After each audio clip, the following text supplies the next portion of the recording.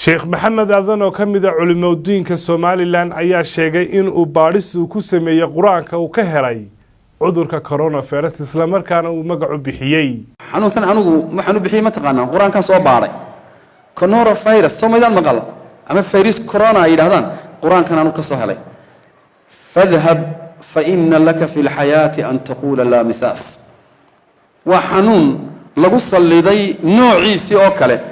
isma taabano imika wala kala cararaya Soomaa wa xanuunkii Muuse Saamiri lagu saliday nabiyullaahi Muuse uu kuri fadhhab dhaqaaq buuri Saamiriyo soo kufri iyo gaalnimo ummadii uma asnaamu ma sameeyay cijli fa inna laka fil hayati nolosha dhexdeeda waxa ku sugan an taqula ina tiraado la misas la isma taabto kala carara la isma salaamo la isma taabto imika waxaaba soo raacday yaanu ka agtaada ka hindhisin guryaha soo xidha dal dhan baa la yiri maanta waad arkaysan caalamku weegan halku marayo wad la socota ilaahu la misas ka naga ilaali ilaahu la misas ka naga ilaali ilaahu la misas ka naga ilaali ilaahu caalam anagu masaakiin baanu